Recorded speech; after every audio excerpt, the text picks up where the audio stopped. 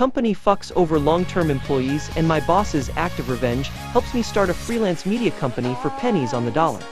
Attention all forms of media outlets, I do not give permission to post this story, none. This includes websites, blogs, social media, radio, podcasts, print news, and any form of transmission on any digital platform. This includes all news outlets in the United States, Canada, South America, Europe, Asia, Australia, and New Zealand. I especially do not give permission on any video sites YouTube, Dailymotion, BitChute, and Patreon. I will repeat that again, I give absolutely no permission to share this story. You have no right or permission to make money off of my story. Final edit. This ban also includes Africa. Thank you user 1angel for the suggestion. Originally posted in our anti-work. I was told to post it here. For legal reasons. I cannot disclose the exact location, purely because the team I worked with were cool guys and our boss fucked over corporate really hard without them noticing. This took place in 2012. Part 1. The fire marshal. I worked at a smaller chain electronics store that sold top-of-the-line video cameras, PCS, cell phones, photo cameras, and this new thing called 4,000 televisions. For context, we were located at an expensive outlet mall. We were literally the only electronics store in the mall, and the only place for 50 miles that sold high-end electronics. Logic dictates that this in itself would make our location prime real estate, and we would have record sales every year. Spoiler alert, that's exactly what happened, and we basically killed it 5 years in a row. Furthermore, I got hired because I came into the store looking for some video equipment. The store manager was caught off guard by my advanced technical knowledge of camera technology because I kept asking him specific technical questions on certain models. Note this piece of information is relevant for the end of the story, so with that preamble out of the way, let us get into the heart of the story. While working the camera counter, the mall fire marshal came in and asked to see the store manager.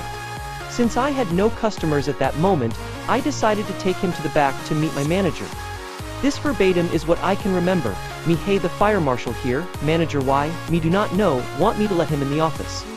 Manager, sure, give me a moment. Marshal, okay. Mall management wanted me to ask when you want me to bring in the construction foreman.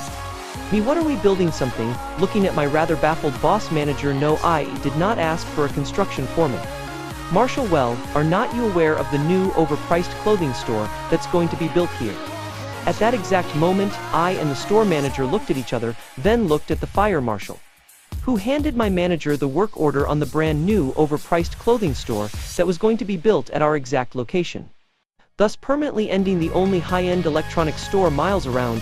Part 2. Money talks. A few days later, the manager held a store meeting with me and the rest of the team. Prior to this meeting, the manager gave me permission to tell the rest of our 12-person team about the incident with the fire marshal. So the manager confronted corporate about what was going on, and after some skillful verbal gymnastics, we got the whole story. Manager, so I called corporate to ask what's happening, and I will tell you straight. Overpriced clothing store has been trying for 10 years to get a spot at this outlet mall. They went to every store with a buyout offer for the storefront.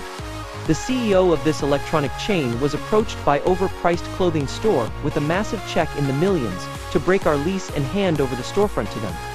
We were not supposed to know any of this. Corporate wanted us to be in the dark right up until the last day 2 weeks from today. Yep, everyone was fucking pissed. In fact, we were so angry that all of us did the absolute bare minimum. This included the manager. In 1 week, we tanked our own sales by 70. Corporate freaked out and sent a hatchet man to talk to the store. This doofus was confused why we were not giving it a 110, and was surprised we got visibly angry when he informed us that we would not be getting severance pay or a letter of recommendation. My manager very politely told him to leave, and that he would take care of the situation himself. Part 3. Oops, my finger slipped. After the hatchet man was banished from our store, the manager took a close look at the management handbook and noticed a little snafu that was writ into the book in regards to discretionary discounts, mainly that the store manager has permission to discount any product in the store up to 90 off. And the offset of the cost will be absorbed at the end of the year. Discretionary cost analysis. Yes, you read that last sentence correctly, and the wonderful part of the story is that the store was being shut down by the end of February. So another store meeting was held. The manager told us that 2 days before our last day we were having a secret 90 off sale just for the employees and their family. When I heard this, I asked the question everyone was thinking, me, so let me get this straight. This includes every single item in this store. Manager, yep. In fact, what you guys can do is pick